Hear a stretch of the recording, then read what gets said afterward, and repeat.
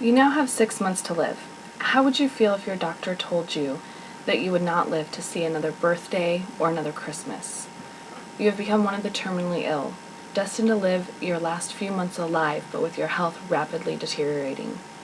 Oregon's Death with Dignity Act was passed in 1997 and was one of the first of 2 states that allow physician-assisted suicide. This act allows the terminally ill to end their lives through the voluntary self-administration of lethal medications expressly prescribed by a physician for that purpose.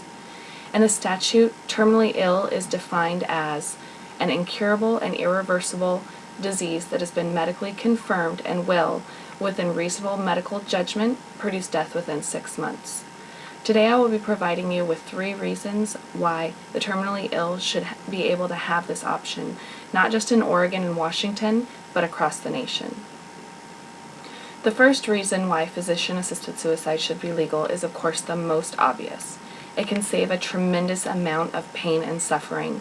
There are numerous ailments, especially many types of cancer, that result in nothing but a slow and agonizing death.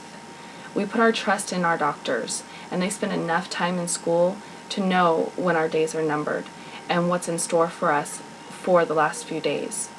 What purpose, other than torture and possibly humiliation, does it serve to spend the last 6 months you have alive, vomiting, coughing, enduring pain spasms, even losing control of your bodily functions? Once you've considered that, now think about the psychological aspect. You've just been told to die, or that you're going to die, and that the pain is only going to get worse. In addition to saving them pain and suffering, patients can die with dignity. As we discussed, dying people sometimes lose control of their bodily functions and the ability to take care of themselves completely.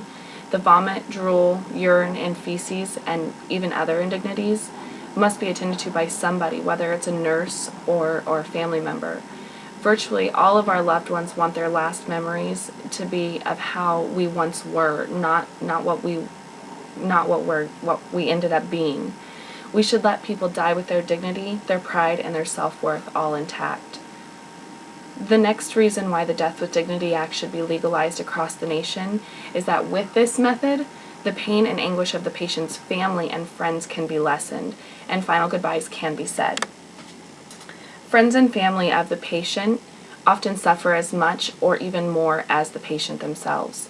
It's extremely difficult to see somebody we love in such anguish and for a long period of time. It's also emotionally and physically draining on everybody involved to have the stress drawn out for so long. Then when we eventually die, it's often sudden, or it follows a period when we've lost consciousness. Physician-assisted suicide would give them a chance to say their final goodbyes and have all of their affairs in order. Moreover, without physician assistance, people may commit suicide in a horrifying or traumatic way. A common misperception is that teenagers have the highest suicide rates, when in all actuality, it's the elderly.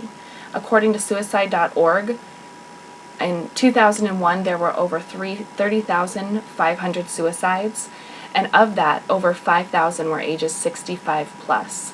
Less than 4,000 were between the ages of 15 and 24. The elderly often see nothing ahead but loneliness and pain, and if these people are going to commit suicide, what do you think is better for them? A controlled, compassionate, physician-assisted suicide, or clumsy attempts like taking sleeping pills, jumping off a building, even shooting yourself? And as a family member, which would be more traumatic, coming home to find, and saying goodbye as your loved one drifts off to sleep, or seeing them with a bullet in their head? The truth of the matter is, if people truly want to die, nothing's going to stop them. Let's be humane about it. My final reason supporting this movement is that reasonable laws can be constructed which prevent abuse and still protect the value of human life. Many people who oppose the Death with Dignity Act often say things about the potential for doctor abuse. However, Oregon law shows that you can craft reasonable laws that prevent abuse and respect human life. For example, under the Oregon statute, it is required that you have the approval of 2 doctors and a psychologist who can constitute that you have the capacity to make the right decision. You can institute waiting periods, get additional sign-offs from family members, and limit the law to cover certain illnesses.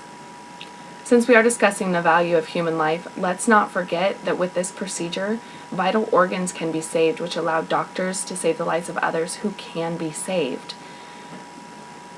We have long waiting lists out there for organs that are necessary to save their lives, for kidneys, hearts, things like that. And with this proposal, providing the patient is, of course, an organ donor, physicians can preserve vital organs that can be donated to others. But if certain diseases are allowed to run their full course, the organs may weaken or cease to function altogether. The right to die should be a fundamental freedom of each person. Nowhere in our Constitution does it state or imply that our government has the right to keep a person from committing suicide. After all, if the patient and their family agrees on it and that it's what they want to do, then whose business is it anyway? Who else is it going to hurt? And for those of you who believe it's a sin, doesn't the Bible state, "Thou shalt not judge lest thou be judged"? In a country that's supposed to be free, this should be a fundamental right. The most critical point here is that it's another person's choice to die, not yours. By choosing not to support physician-assisted suicide, you're imposing your beliefs and your choices on someone else.